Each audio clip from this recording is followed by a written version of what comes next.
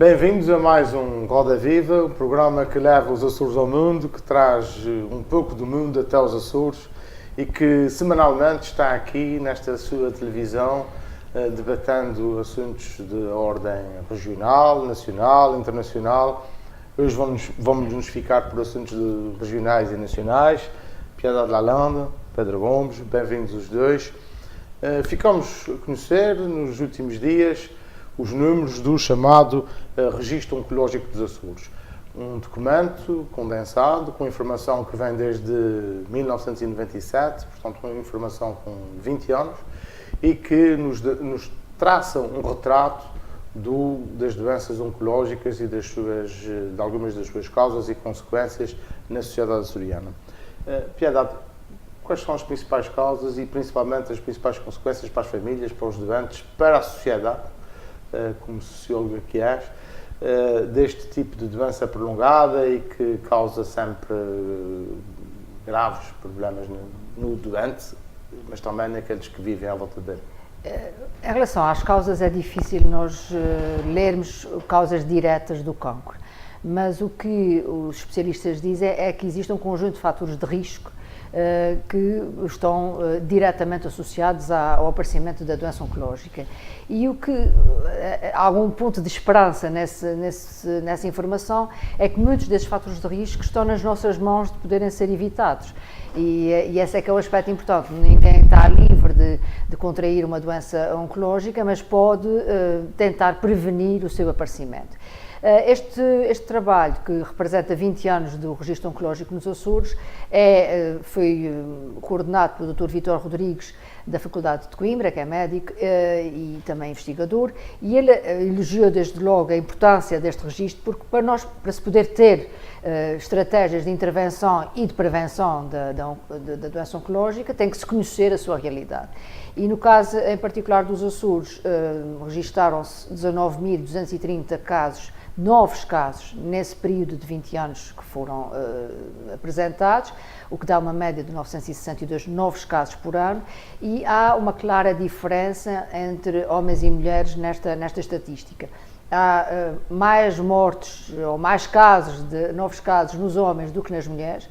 Há patologias ou cancros mais frequentes, o que é óbvio no homem, no caso da próstata, no caso nas senhoras acho que não é possível. É difícil. No caso das senhoras é a mama, e a mama pode aparecer no homem. Muitas vezes não se fala nisso, mas é um cancro que também pode aparecer no homem. O que esse talvez a gente possa pensar como se pode prevenir, sem dúvida que a questão da vigilância e das consultas de rotina são importantes, mas há cancros que esses sim podem ser prevenidos e que afetam particularmente os homens a seguir à próstata, que é o cancro do pulmão, e que infelizmente também está a aumentar nas mulheres. É um dado que este estudo revela, é que o cancro do pulmão, sendo em menor número nas mulheres, está a crescer. E sem dúvida que podemos relacionar isso com o tabagismo. O consumo do tabaco tem aumentado nas mulheres, e os Açores, de um modo geral, no contexto nacional, são uma das regiões que mais fuma, que mais consumo de tabaco tem.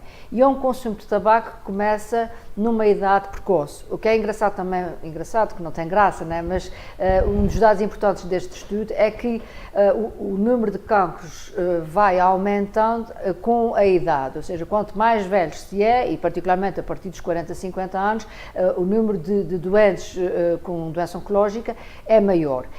Mas significa que as senhoras também aparece mais tarde. Aparece mais tarde. Mas o que é importante pensar é que se pode evitar essa fatalidade, digamos assim, da idade mais avançada, se começarem a ter estilos de vida ou práticas saudáveis bastante antes. E no caso do tabaco é evidente, portanto, começa-se a fumar por volta dos 15, 16 anos, portanto é a idade do início do consumo do tabaco, e isso, porventura, não tem efeitos secundários ou efeitos diretos na casa dos 20 e na casa dos 30, mas depois, entre aspas, vai-se pagar a fatura mais tarde. E essa é uma das áreas em que se poderia realmente prevenir, é reduzir o consumo do tabaco, têm sido feitas várias campanhas, o consumo até tem ligeiramente reduzido, em parte devido à legislação que interditou o consumo em espaços fechados. Essa foi uma das medidas que teve mais impacto na redução do tabaco, mas se nós repararmos, por exemplo, a questão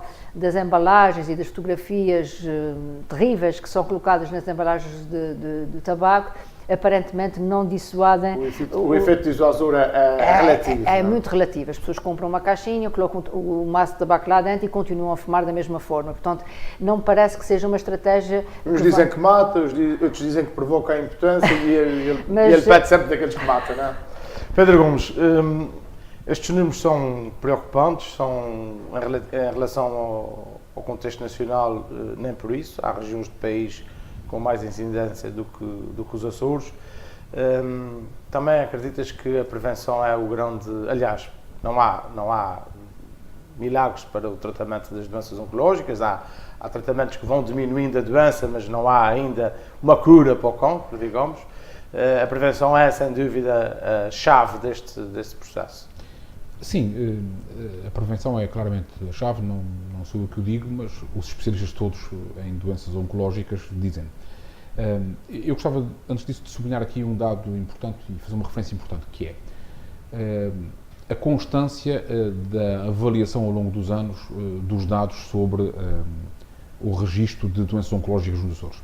O trabalho que agora é publicado compila dados de 20 anos, mas o que é verdade é que eles resultam, esta compilação resulta de uma sistemática recolha de dados ao longo destes anos todos. Não acontece noutras doenças, exatamente, e da atividade do Centro de Oncologia dos Açores. É preciso fazer esta nota porque isto é importante e era bom que noutro tipo de patologias também, nas quais infelizmente os Açores também são campeões, o caso, por exemplo, da diabetes e dos vários tipos de diabetes, pudéssemos também ter um seguimento diferenciado e dados mais adequados, as doenças cardiovasculares, dados mais finos para se poder trabalhar a prevenção destas doenças. Segunda nota, claramente a prevenção é o melhor amigo de uma boa saúde.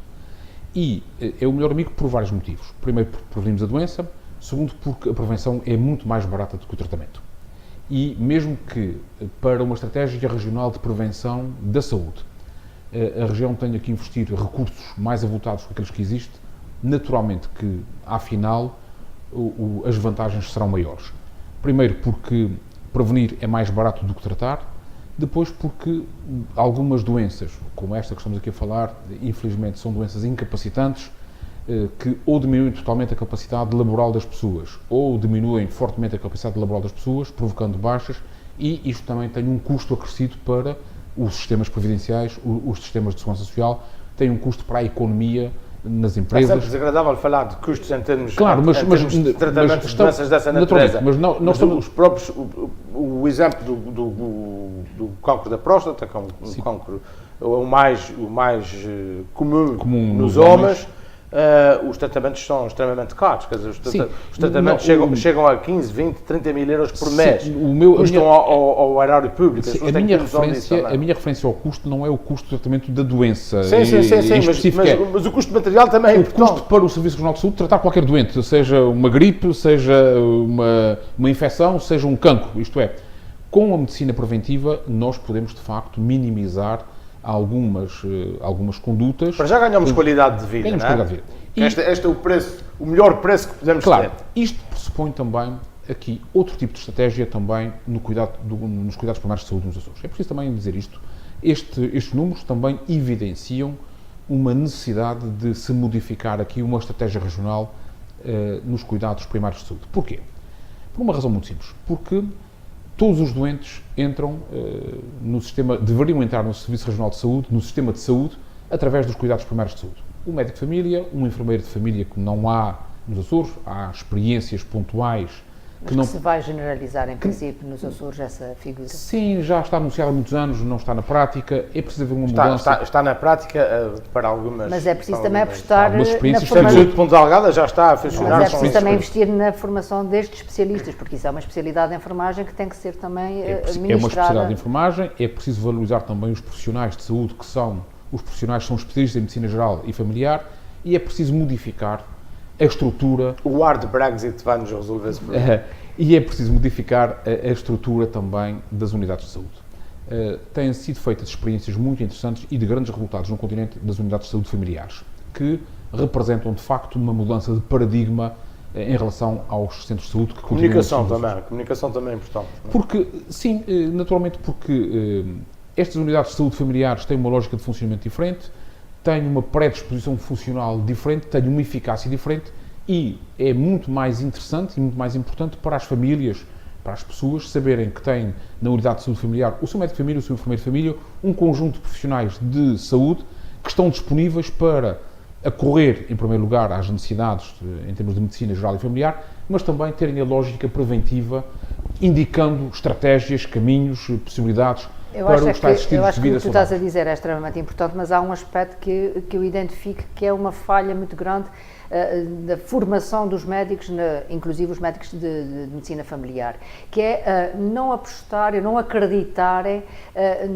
nomeadamente na alimentação, como uma prática preventiva na área da saúde. Apostam muito mais no tratamento, na intervenção medicamentosa, do que propriamente na prevenção através, por exemplo, de uma alimentação saudável. Há pouco discurso que integra a alimentação no discurso dos médicos. Mas provavelmente porque, e repare-se, os números, infelizmente, estão aí para confirmar, nós temos uma taxa de obesidade muito elevada nos Açores. Exato. E, sobretudo, uma taxa de obesidade muito elevada entre os nossos jovens.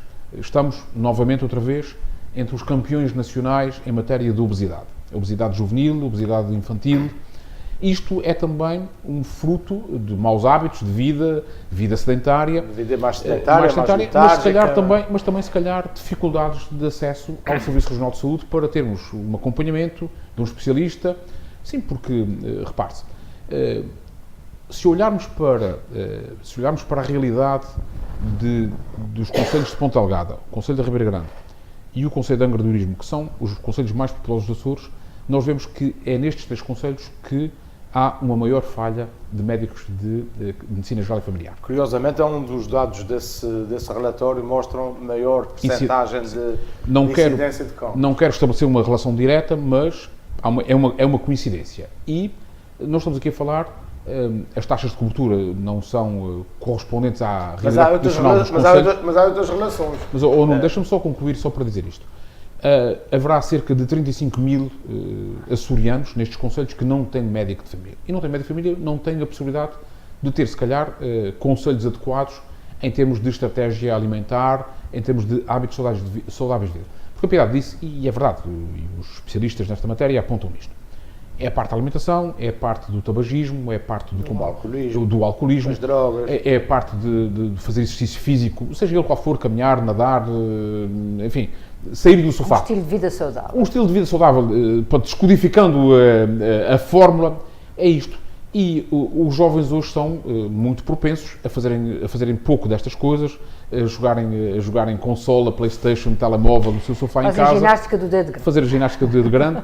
E, naturalmente, que é preciso fazer uma educação para a saúde. E esta educação para a saúde faz-se através dos profissionais de saúde na sua pluridisciplinaridade. Através dos nutricionistas, através dos médicos, dos enfermeiros, dos psicólogos, que também têm uma função importante neste acompanhamento familiar. Eu creio que nós, nos Açores, temos condições e temos recursos. A verdade é esta. E faz-se, não é? Pode não se fazer o ideal, mas a área de educação para a saúde está extremamente bem disseminada nas escolas, tem inclusive um responsável em cada escola pela área de saúde escolar.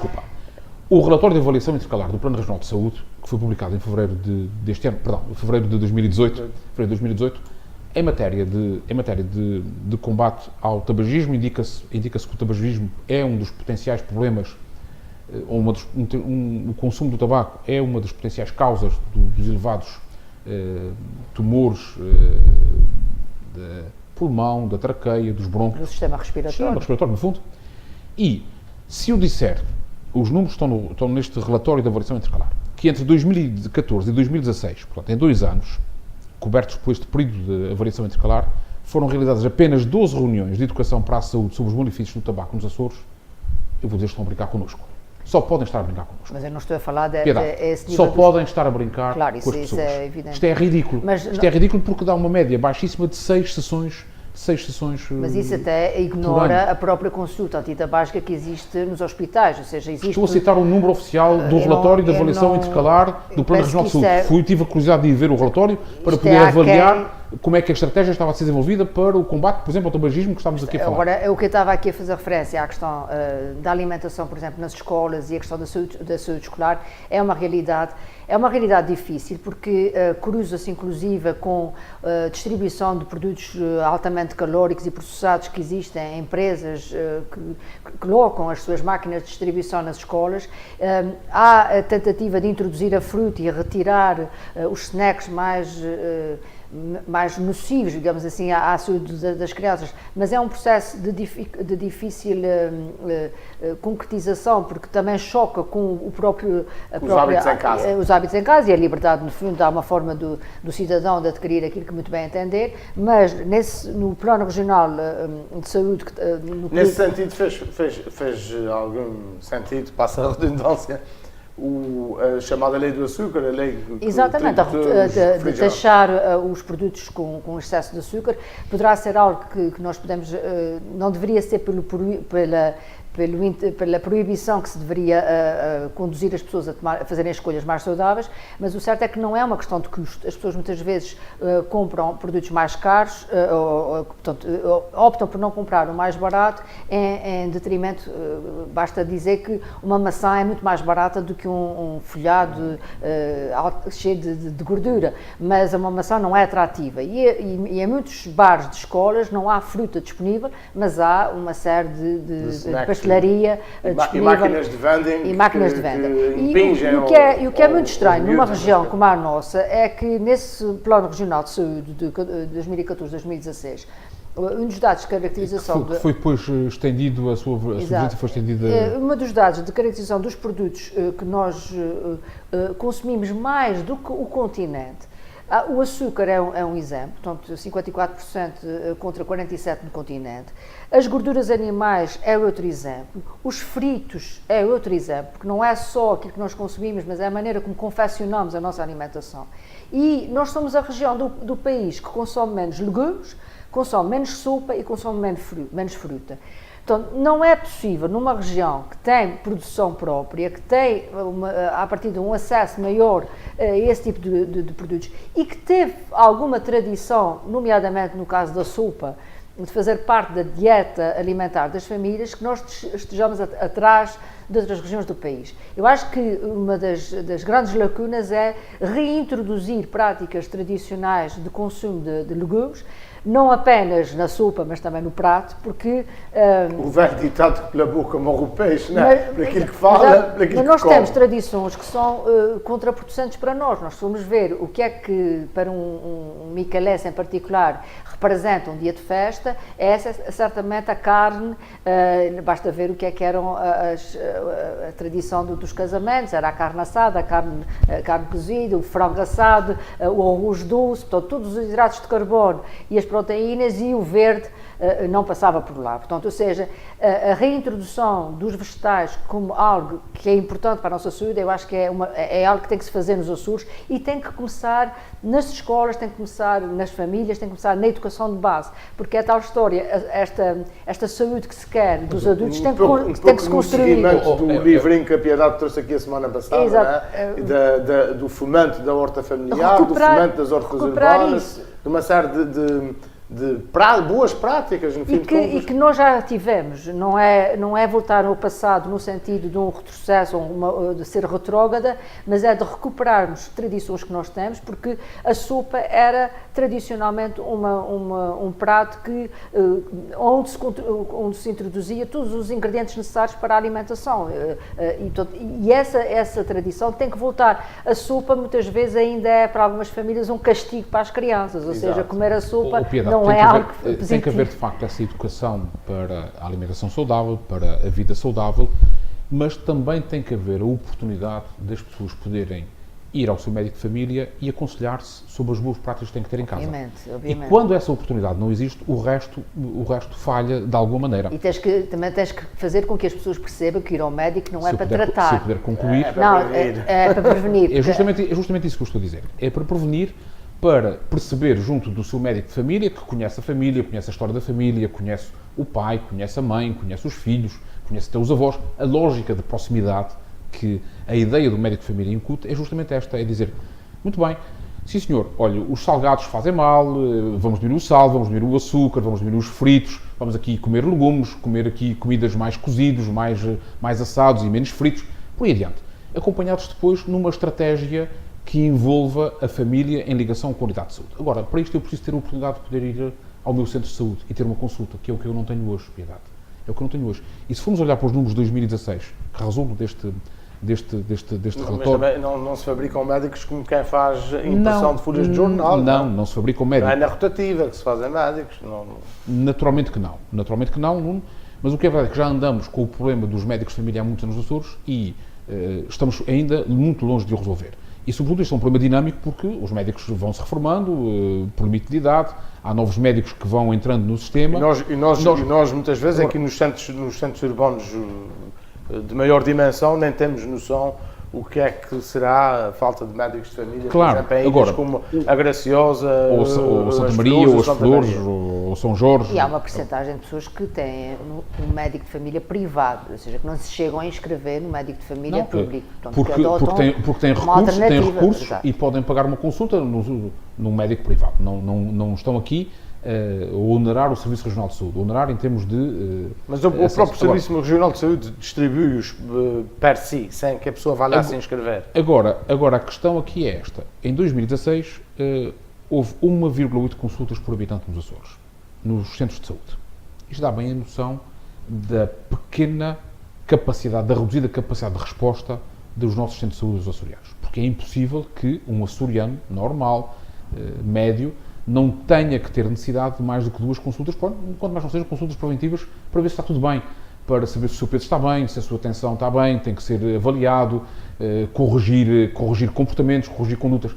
Isto é um sinal inequívoco de que a nossa medicina preventiva, a medicina predicativa, está claramente desvalorizada. E depois isto tem uma consequência, que é a consequência de os açorianos, em caso de necessidade, de uma constipação, de uma situação que não é urgente, irem às urgências do centro de saúde, para aqueles que ainda têm urgências, porque já muitos não têm urgências, e virem para a urgência do hospital, entupindo, a expressão mesmo esta, entupindo uma urgência hospitalar, que não deve ser para estes casos, e que é um serviço de urgência que é demasiado caro para responder este tipo de... Mas aí, por exemplo, há uma falta de estratégia de comunicação, porque ainda um dia desses vimos que, por causa do pico da gripe, houve uma estratégia de comunicação do Serviço Nacional de Saúde, da Direção-Geral de Saúde, que fez com que a maior parte das pessoas que recorriam às urgências dos hospitais centrais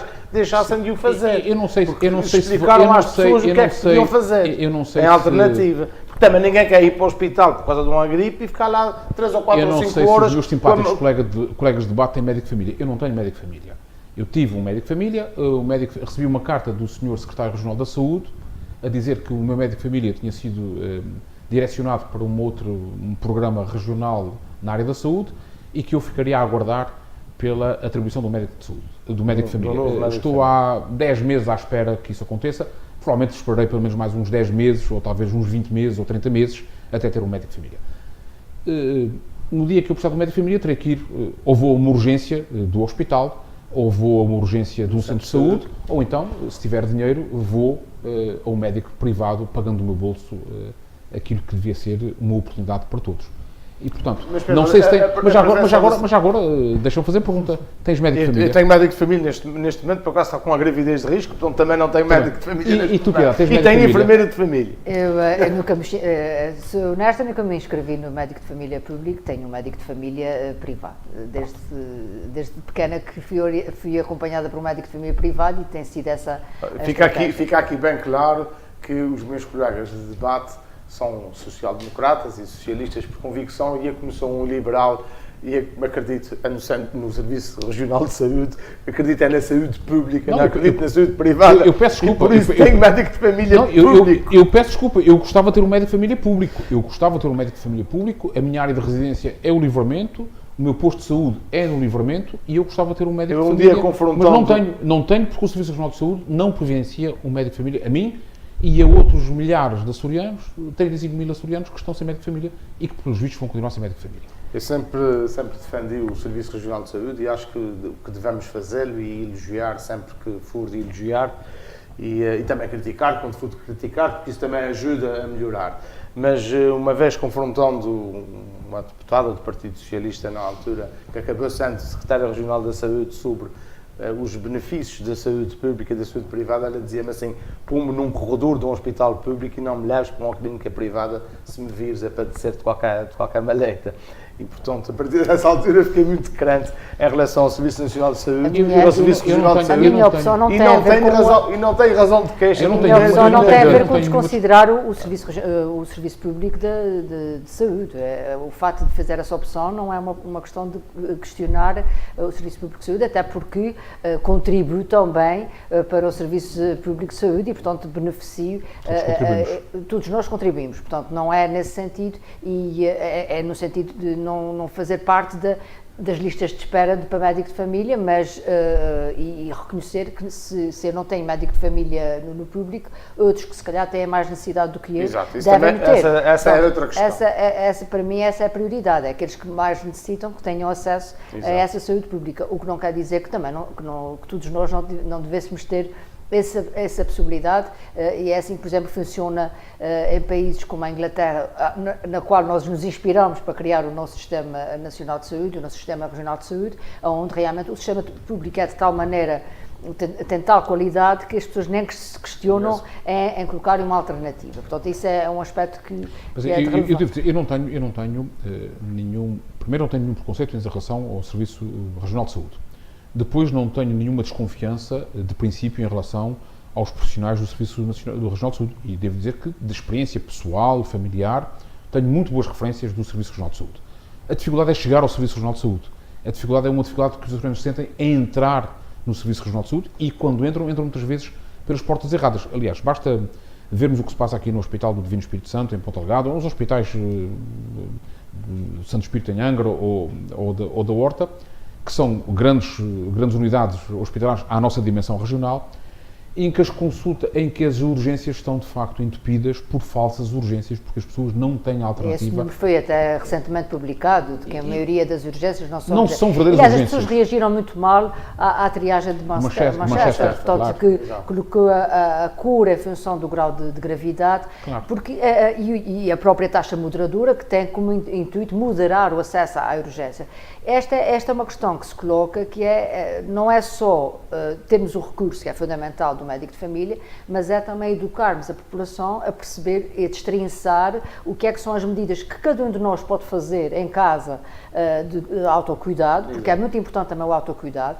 É importante, e existem linhas de apoio que permitem despistar algumas situações básicas, de forma a que a pessoa, antes de tomar a decisão de sair de casa, até sobretudo no caso da gripe, é muito importante tomar um conjunto de medidas para evitar, desde logo, contaminar outros, mas também ser vítima do contágio em ambientes que estejam, no caso das urgências, onde muitas vezes as pessoas até vão em família acompanhar alguém e é uma medida errada, porque podem contrair alguma infecção ou alguma bactéria, algo que esteja nesse espaço. Portanto, é muito importante prevenir a decisão e saber escolher os locais adequados e os momentos, porque muitas vezes o centro de saúde fecha e as pessoas conscientemente, depois da hora do encerramento do centro de saúde, dirigem-se à urgência. Portanto, há que trabalhar e educar também a população a saber fazer escolhas e a saber se responsabilizar pela sua própria saúde, porque o autocuidado é uma base fundamental da nossa própria saúde. Não só a parte preventiva que nós falamos aqui, da alimentação, do tabaco, do álcool, do exercício físico, mas também o saber cuidar de si em situações recorrentes, não só em adultos, mas sobretudo em crianças, que os pais e os adultos devem saber agir de forma preventiva. Nós temos que ir adiante, ficaríamos a falar de saúde aqui, provavelmente, o resto do programa, mas na semana que passou Armando Vara, um ex-ministro, um ex-secretário de Estado, foi finalmente encarcerado no estabelecimento prisional de Évora, na decorrência de um processo que vem de 2011, um processo de corrupção, de tráfico de influências, de favor, e há um estudo, um relatório da OCDE, da Organização para a Cooperação e Desenvolvimento Económico, que aponta a corrupção como um dos principais problemas de degradação da economia portuguesa.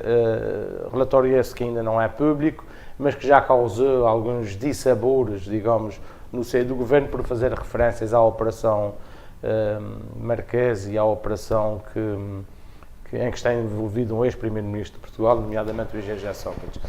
Pedro Gomes, a corrupção é de facto um problema assim tão grave, quer no seio da degradação da economia, como a OCDE diz, quer mesmo da confiança dos cidadãos. Aliás, na sequência daquilo que falamos aqui há pouco, da saúde, também há quem diga que o acesso à saúde muitas vezes é feito por portas travessas, pela porta dos fundos, e que quem conhece as pessoas entra, quem não conhece fica à porta.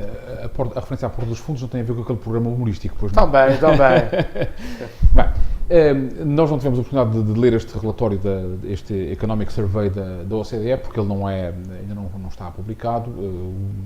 Dois grandes jornais... A polémica ainda antes de ser conhecido. Exatamente. Dois grandes jornais nacionais, um impresso e outro digital, o Expresso e o Observador, transcreveram partes das conclusões deste Economic Survey, cujo relatório final está a ser elaborado por uma equipa liderada pelo ex-ministro Álvaro Pereira, que é um quadro da OCDE. Mas a questão não é em si relevante. A questão aqui é que... Houve quem tentasse colar a questão ao facto de Álvaro Santos Pereira ser o coordenador deste grupo de trabalho. Não creio que isso seja relevante. Creio que nós podemos aqui dizer o seguinte. Eu admito que este relatório é publicado de 2 em 2 anos, o último é há 2 anos atrás, é 2017, e eu admito que no relatório deste ano, e isto também, o relatório resulta também num conjunto de entrevistas que são feitas a operadores económicos, operadores judiciários, para se tentar também... E a cidadãos. Para avaliar a percepção deste tipo de fenómenos económicos, mas também o da corrupção e a sua relação com a economia, porque o enfoque também do relatório quanto à corrupção é justamente na degradação da economia. E, naturalmente, que, estando o país mergulhado nos intrincados meandros públicos do processo Marquês, da Operação Marquês, que envolve um ex-primeiro-ministro, de banqueiros poderosos que estão envolvidos também em processos de corrupção, de gestores de empresas de topo, como a Zenal Bava e outros que estão também envolvidos neste processo ou em processos conexos com ele, é natural que a percepção sobre o fenómeno da corrupção seja mais palpável do que há 4 anos, há 5 anos, há 6 anos atrás. Este é o primeiro aspecto. Portanto, nós estamos aqui a falar de percepção. Ou há 10 anos, quando os portugueses deram uma larga maioria ao engenheiro José Sócrates. Sim.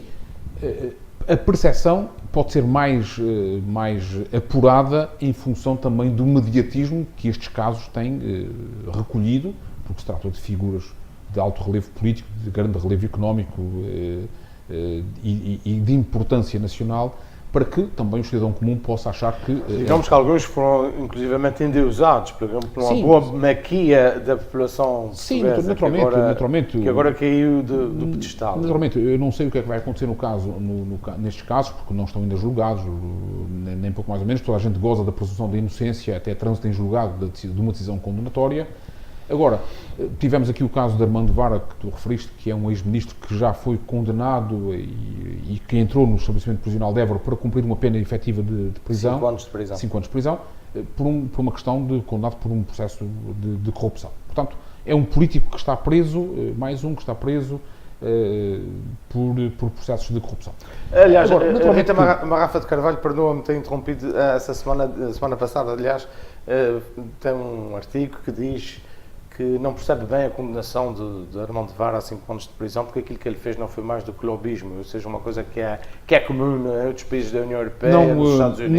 Não posso comentar porque não conheço o processo e não vou comentar um processo judicial ou uma condenação judicial com base em notícias de jornais. Não sei avaliar, presumo que a jornalista em causa tenha consultado exaustivamente os milhares de páginas do processo para poder tirar essa conclusão. Enfim, presumo eu. Mas é um facto Se calhar, que nós não se calhar, temos... se calhar a minha presunção está equivocada, Mas é um facto que nós não temos Agora, no nosso sistema jurídico, político, sociopolítico, nós não temos essa figura como regulamentada devidamente. não temos, e se calhar era desejável que tivéssemos uma regulamentação clara, transparente, sobre o que é que são as ações de lobby, como acontecem noutros países, isto é, especialmente junto dos legisladores, junto dos parlamentos, em que empresas especializadas procuram fazer valer os pontos de vista dos seus clientes sobre determinados aspectos legislativos, mas com regras, com transparência, com publicidade e publicitação.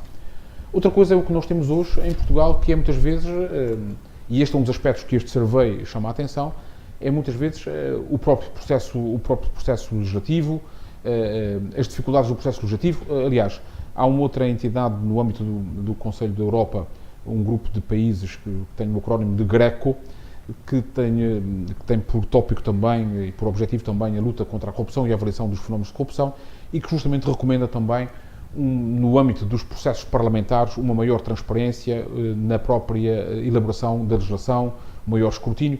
Eu creio que o que temos que fazer, enfim, não há remédios milagrosos para a corrupção. Agora, quanto maior for a transparência dos processos de decisão, quanto mais simplificados forem os processos de decisão, de adjudicação, de contratação, naturalmente que nós estamos a diminuir o risco da corrupção. Isto é clássico. O risco do decisor tomar a decisão de acordo com e nós temos aqui... Ajudas para além da lei. Em 2008 foi criado um Conselho Nacional para a Prevenção da Corrupção. As entidades públicas foram obrigadas, as entidades públicas, o Estado, a administração indireta, as empresas públicas foram obrigadas a ter planos de prevenção da corrupção, que deveriam supor uma avaliação das próprias entidades que os elaboraram, na correção de circuitos, processos de decisão, avaliação sobretudo na área da contratação pública, mas o que é verdade é que tudo isto caiu no saco onde habitualmente caem estas coisas, o chamado saco roto. Mas essas coisas são muito demoradas. Ao nível das empresas públicas, por exemplo, os processos de certificação da qualidade obrigam, a própria norma ISO obriga a tomar medidas dentro dos processos que os tornem mais claros, porque a corrupção não existe só a grande nível. Não, a corrupção não. existe desde o baixo nível decisório. Aliás, muitas vezes as tentativas são feitas por um jeitinho. Claro.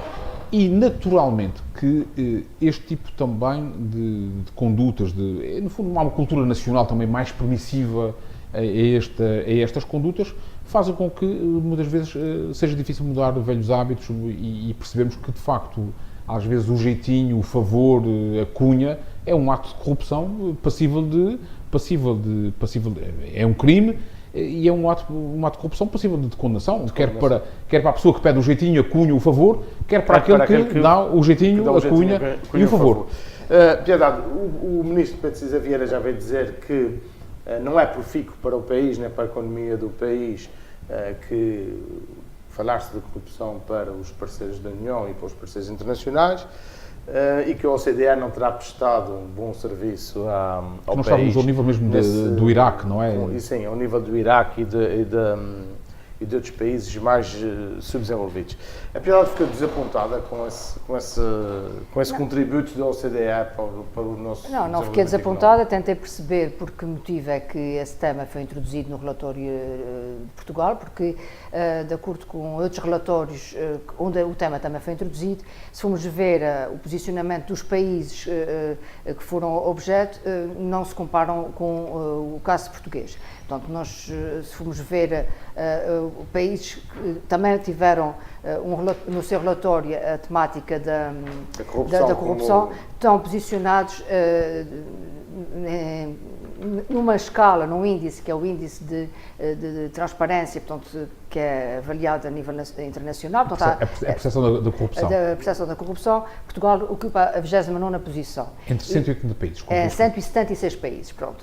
E essa posição está muito próxima de um conjunto de países europeus. Os outros países que vão ter a corrupção no relatório de 2018 são, por exemplo, o Brasil, que está no 96º lugar, a Grécia, que está em 59º, a Turquia estava ao 81º e a Indonésia no 96º. Portanto, ou seja, são países claramente com um índice de corrupção, de percepção da corrupção bastante acentuada. Portanto, Portugal não está minimamente ao lado nesse índice que é produzido pela própria OCDE e, portanto, não sendo um país corrupto no âmbito da visão internacional... Atenção para a percepção que a população tem dos não é a percepção, é um índice que é avaliado. É um índice de percepção. Um índice de percepção e que coloca Portugal na 29ª posição e coloca esses outros países. E esses países vão ser objetos de relatórios em que a corrupção é realmente um problema. E o Brasil, por exemplo, neste momento é um país em que essa temática é cada vez mais falada. É nesse sentido que a questão da deterioração da economia portuguesa através da corrupção, sendo um problema, tem que ser apresentado, e foi isso, por exemplo, que o Ministro dos Negócios Estrangeiros disse, com factos concretos, empíricos, ou seja, fundamentado, de forma a que o próprio país possa intervir e potenciar soluções para combater. Como o Pedro há bocadinho disse, em 2008 foram tomadas algumas medidas e é importante trabalhar, e eu acho que na área, por exemplo, também da educação se deve trabalhar o sentido do cumprimento das regras, a importância das regras e a necessidade de que as regras são para todos. Nós temos, sem dúvida, um certo caldo cultural em que o jeito, o favor, a cunha, a não transparência são muitas vezes são aceitáveis, ou seja, até às vezes há um bocadinho aquela ideia de que só é tolo que não viola o sistema, quer dizer, se a pessoa cumpre com as regras ou com o regulamento, aparentemente não é bem visto por cumprir as regras estritamente. É muito mais esperto aquele que contorna a lei e que tenta aproveitar-se do sistema. Ou seja, a esperteza alheia é mais valorizada do que a seriedade. Eu tive uma experiência ao longo da minha vida que me confrontei com essa realidade que me deu, que eu fiquei um bocado admirada. Pronto, uma situação de abertura de concurso para concursos de obras. Há uma regra das empresas de apresentar propostas seladas com lacre vermelho e depois há um ritual de abertura das propostas em que... Hoje é eletrónico. Mas no passado era feito com lacre. Mas o eletrónico trouxe vantagens. Este é um caso em que o eletrónico trouxe vantagens. Mas nessa altura em que era com lacre vermelho, as propostas estão todas em cima da mesa e há um ritual de abertura das propostas. E eu depois fiquei a saber que, na prática, as propostas já estão todas estudadas previamente entre os concorrentes, no sentido de, ok, a gente vai-te dar essa proposta a ti e nós ficaremos com outra noutra ocasião. Ou seja, aquelas diferenças de preço, as diferenças de tempo, os critérios. Mas isso é uma prática violadora da conconcorrência e é punível. Mas é evidente que isso não se vê à vista desalmada. Isso nem sequer é fácil de provar. Exatamente. Portanto, ou seja, isso é a tal cultura que está instituída e que é praticada e que é quase como dizer, mas é assim que se funciona. Portanto, mesmo que haja uma aparente transparência, na prática existe por trás comportamentos que não são transparentes. Quem diz isso diz outras situações em que as pessoas acham que, por exemplo, se tem um familiar que está numa posição de poder, seja no governo, numa autarquia, ou seja numa empresa, ou seja numa instituição, ou seja num consultório médico, entendem que têm prioridade em relação ao comum dos cidadãos que está na mesma situação, ou em situações de concurso portanto, em que haja currículos para apresentar. Portanto, esta ideia de que, aliás, muito comum na nossa língua portuguesa, que é quem tem padrinhos é que se batiza, é algo que ainda está na cultura instituído. E enquanto as pessoas pensarem desta forma, têm alguma dificuldade em perceber que este lastro cultural é meio caminho andado para a instalação da corrupção. A corrupção digamos que é o crime que resulta muitas vezes de subornos, de favores que são se calhar mais inócuos, aparentemente mais inócuos, que acabam por criar condições para que depois haja atos de corrupção, esses sim puníveis pelo Código Penal, e existe, aliás, há um trabalho de Luís Silva sobre a corrupção, e ele diz que o Código Português até tem um leque muito variado de figuras para... O legislador parece que não conhece, porque o legislador não raras vezes vem dizer que é preciso mais legislação. Mas existe uma panóplia enorme. Exato. Que até revela, se calhar, alguma dificuldade da parte do sistema jurídico português de enquadrar e delimitar o que é que realmente é. E, portanto, Não, o sistema jurídico não tem esse problema. O sistema jurídico não tem esse problema. O que nós temos é... Fala a voz não tem. O que nós temos é a dificuldade de provar o crime da corrupção. Porque é preciso provar a conduta de corrupção e a vantagem patrimonial que o corrompido obteve. Muitas vezes nem sequer é material. Muitas vezes nem sequer é material. Portanto, é preciso distinguir as coisas. Nós temos um arquétipo legislativo suficientemente sólido para poder combater este fenómeno.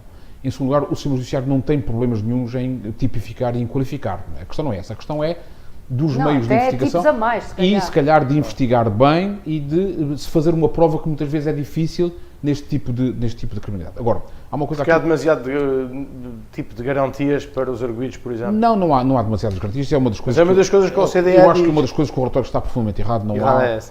Eu rejeito liminarmente essa perspectiva de que há excessos de garantias e que é preciso diminuir os direitos de defesa. Até porque essa ideia do excesso de garantias é uma coisa que as pessoas usam muito, mas é quando não lhes toca a eles. Quando lhes toca a eles, querem ter as garantias de Isso é uma visão errada. É uma visão errada sobre o nosso sistema, o nosso sistema penal, que é dos melhores, processual penal, e dizer de uma maneira gratuita e exagerada que há um excesso de garantismo é profundamente errado, é profundamente injusto, e uma diminuição das garantias dos cidadãos afeta direitos, liberdades e garantias. Isso é inaceitável. E aliás, quero dizer mais uma coisa sobre este relatório. Aliás, é um processo civilizacional. Se me permites, como acho também errada a proposta de criação de um tribunal de jurisdição nacional para os crimes económicos. Isto não faz nenhum sentido. Aliás, começa-se hoje a pôr em questão justamente a existência de um TCIAP que concentra em si os grandes processos de investigação penal que tem em crimes que são praticados em vários locais do país, em vários distritos, com um Tribunal Central de Instrução Criminal também, o chamado TICão, e começa-se a questionar, de facto, estas duas realidades e a sua própria eficácia. Portanto, em cima de um questionamento desta falta de eficácia, criar agora aqui um Tribunal de Jurisdição Nacional para julgar crimes de natureza económica, parece-me também uma solução errada e, não sei, pelo menos naquilo que é público, o draft não justificará este modelo. Não basta dizer que em Espanha há, porque os dados da Audiência Nacional também não são assim tão famosos. Exatamente. É também interessante ver que a OCDE tem, nessa ótica do combate à corrupção, um programa que tem a ver com a educação para a integridade. E esse é um aspecto que me parece que é importante, porque esta questão da corrupção mina a próprio sentido da democracia e mina a própria forma como nós construímos a nossa identidade. E em matéria há valores na nossa sociedade que não deviam ser negociáveis. O que diz respeito à honestidade, ao respeito pelo outro, à integridade, são valores estruturantes do caráter e estruturantes da democracia e deviam ser pilares da educação. E desde a pequena infância nós acabamos por subornar muitas vezes a criança para ela aderir a um determinado comportamento. E não é porque acabamos por ser muito flexíveis, muito pouco firmes. Mas o que é certo é que os poderosos, tal como os pais, não dão os melhores exemplos. E aliás isso é um dos aspectos importantes, ou seja, quando o sistema está minado na política, na economia, nas empresas, etc., é muito provável que vai chegar às famílias. Agora, o que também é um facto, e isso é evidente,